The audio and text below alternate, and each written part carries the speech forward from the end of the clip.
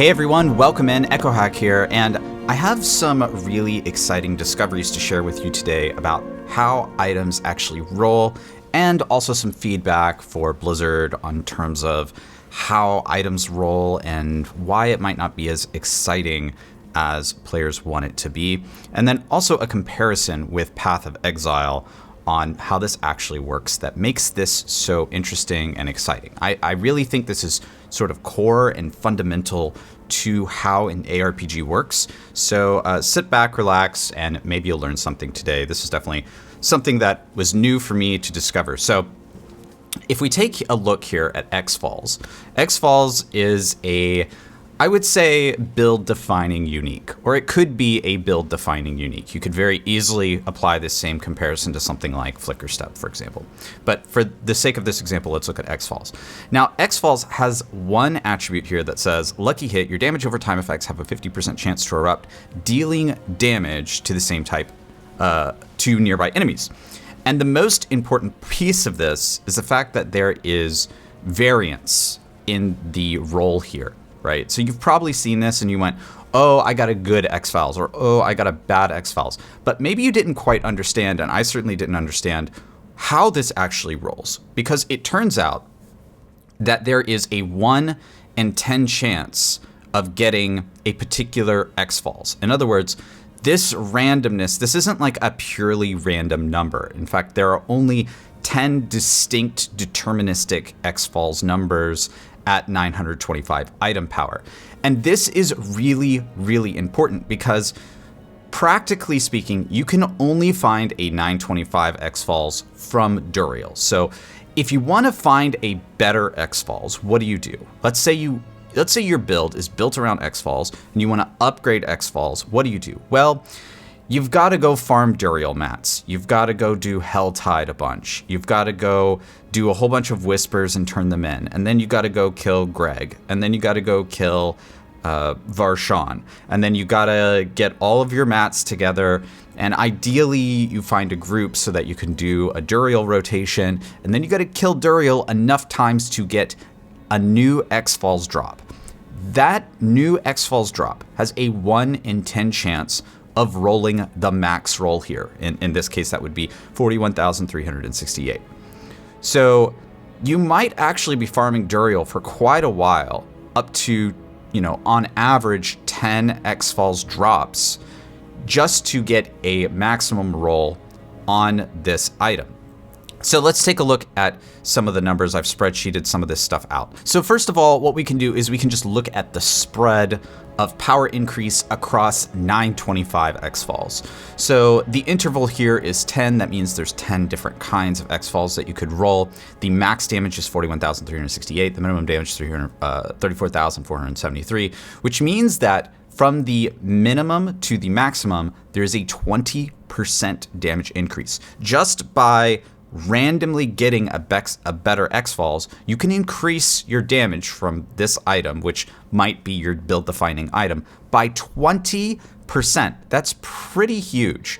Now, the actual damage interval, in other words, each interval of X-Falls that you roll does 689.5 damage distinctively in an increase. So essentially, what you could do here is you could get a particular X-Falls, like let's say this X-Falls that I got from Duriel that rolled 34,473.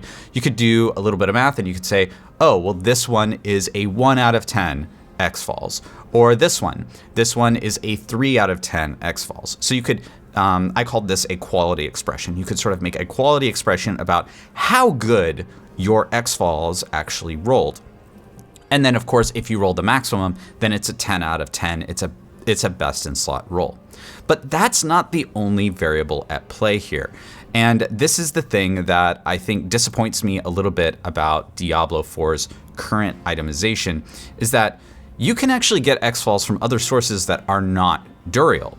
So you could get X-Falls from a drop as early as, I believe, level 70 in World Tier 4. Oh, actually, I believe level 60, actually. They can go down to level 60 now. So these X-Falls corroded signets can actually scale down, and they do scale their damage down per item power. As you can see, this one the range here is not the same as the 925 range, and in fact it's quite lower. And actually the lowest one that I found is 860, and this is pretty disappointing. And the reason why this is disappointing is X-Falls is already very, very difficult to find. I believe, if I remember off the top of my head, that it's about 4 times harder to find than the Mother's Embrace ring.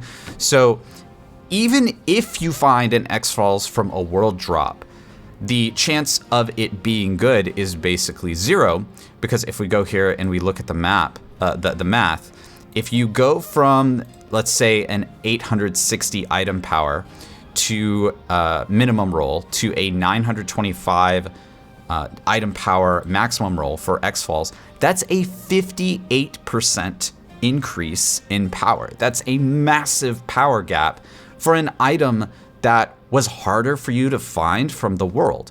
And what this essentially means is that anytime you see a ring drop in the world, that it's essentially auto garbage. Like getting even getting a 925 X-Falls from a world drop is such a diminutive number that it's basically a rounding error in terms of drop chance. So anytime you see a ring that drops and you're like, oh great, I'm excited, this was an X-Falls, before you even identify it, you know it's going to be crap. You might as well just farm Duriel, because your time is going to be better spent there. And so what that means is that a lot of the excitement, in my opinion, a lot of the excitement of getting an item is just sort of like stolen away from the player, because I think one of the most exciting things about ARPGs is exposing the player to randomness, right? You want to be really excited when you get an item, when you identify that item, when you pick that item up. There's this potential, 1 in a million chance that that item could be absolutely godly, right? And right now, the way Diablo 4 itemization is working, that chance is essentially 0, and you have to go and you have to kill Duriel. The only way that you could make this particular item better is just go kill Duriel a whole bunch of times. That's pretty tedious to go and kill Duriel again just to get the thing that you want. Even after grinding up all of the materials and all of the mats and killing all the other bosses, it's this big chore that you have to go do. And then once you do the chore, then you finally get it. So the randomness there to me is just not very exciting. I want to make a comparison with Path of Exile here. Now, I've been playing the new league for Path of Exile. As you guys know, the league is actually quite good. I hope that you're playing it. And what Path of Exile does to make randomness really interesting, that I find really, really fascinating, is that they drop currency. Now, all currency in this game, it doesn't work like gold in Diablo 4. All currency in this game has an inherent crafting value. So let's talk about the Blessed Orb, right? So the Blessed Orb randomizes the values of the implicit modifiers of an item. So if we look over here at this Miracle Circle Amethyst Ring, the implicit modifier here is the plus 21% to chaos resistance chance at the top of this item. So instead of me needing to go and farm up a whole bunch of materials and go kill a whole bunch of bosses and then kill Duriel to get a better amethyst ring and just roll a whole bunch of amethyst rings and hope that I get better chaos resistance on the implicit modifier, what I can actually do is I can play anything in the game that gives me better currency drops, and then anytime I get a Blessed Orb, I get excited, because that Blessed Orb is a chance for me to improve one of my items. So I'm just going to kind of demonstrate this for you for those of you who haven't played Path of Exile. So I right click on the Blessed Orb and then watch the chaos resistance here at the top.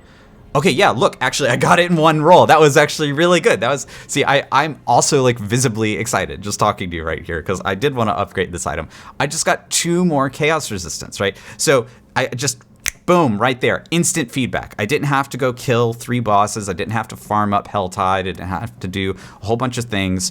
I already got the currency. I already got the material. I have already been exposed to the RNG by playing the game and playing it skillfully.